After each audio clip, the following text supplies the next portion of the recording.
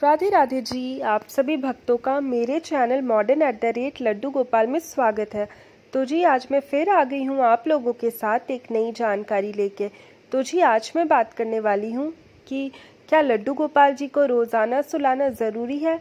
अगर लड्डू गोपाल जी को नहीं सुलाते हैं तो क्या पाप लगेगा। क्योंकि बहुत सारे मेरे भाई बहन हैं जिनके मन में इस तरह का सवाल उठता है। अगर वो लड्डू गोपाल जी की सेवा करने का सोच रहे हैं या वो लड्डू गोपाल जी की सेवा करते होंगे और किसी कारण की वजह से वो नहीं सुला पाते हैं, तो ऐसा बहुत सारा मन में आते रहता है।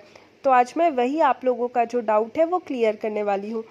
तो सबसे पहली चीज़ आपको ये समझना होगा कि आपने लड्डू गोपाल जी की कैसी सेवा ले रखी है।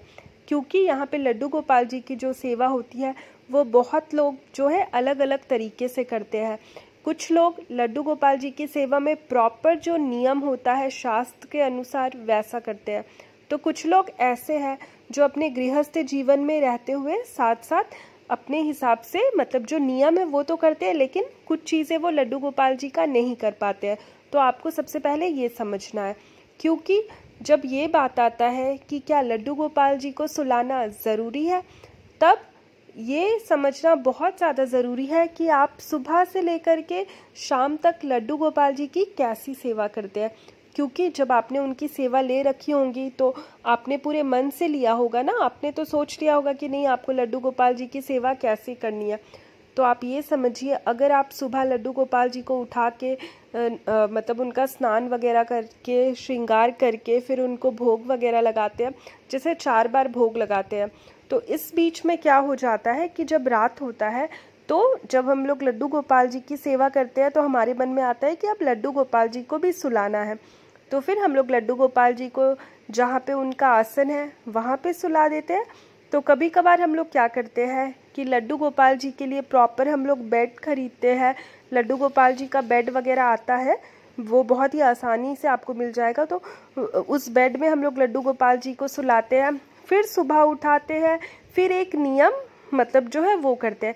लेकिन कुछ लोग क्या करते हैं कि वो लड्डू गोपाल जी को दिन भर उनके आसन में ही बैठा के रखते हैं और वो बस उनको 2 बार भोग लगाते हैं, लेकिन उनको सुलाते नहीं हैं। तो ऐसा बिल्कुल भी नहीं है कि अगर आप लड्डू गोपाल जी को नहीं सुला पा रहे हैं तो पाप लगेगा। ये हमारे मन का वहम होता है। क्योंकि आप हमेशा समझिए, जब भी हम लोग लड्डू गोपाल जी की सेवा करते हैं तो हमारे मन में प्रेम भाव आना चाहिए। कभी भी ऐसा मन में नहीं आना चाहिए कि लड्डू गोपाल जी की सेवा में टेंशन है या लड्डू गोपाल जी की सेवा में हम लोग ये नहीं करेंगे तो ये बुरा होगा, वो नहीं करेंगे तो वो बुरा होगा। ऐसा आपको बिल्कुल भी नहीं करना है।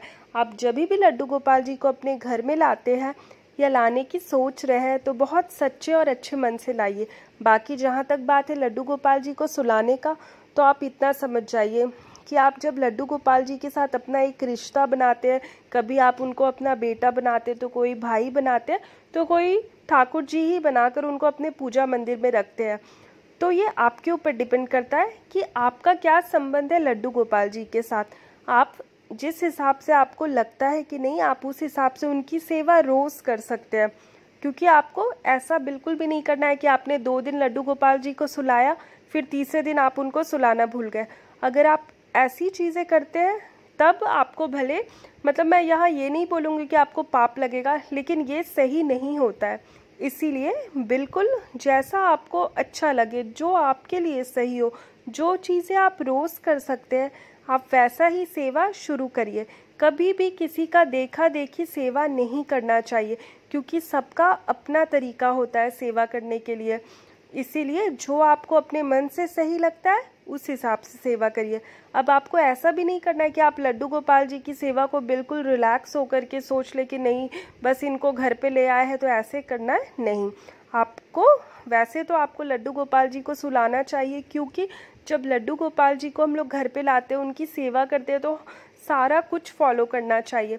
उससे क्या है ना कि आपके मन में एक आपको अलग सा सुकून मिलेगा और आपका पूजा भी बहुत अच्छे से हो पाता है। लेकिन अगर नहीं सुला पाते हैं तो बिल्कुल भी घबराने की बात नहीं है, पाप नहीं लगता है।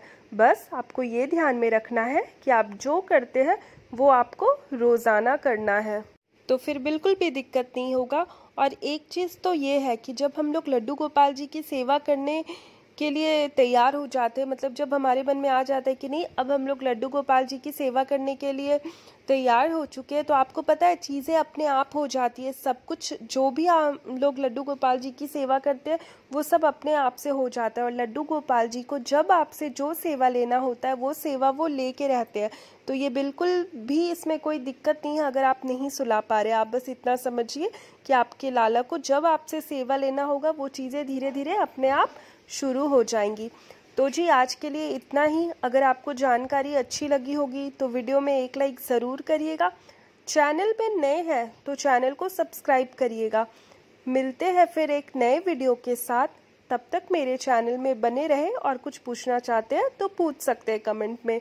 राधे राधे।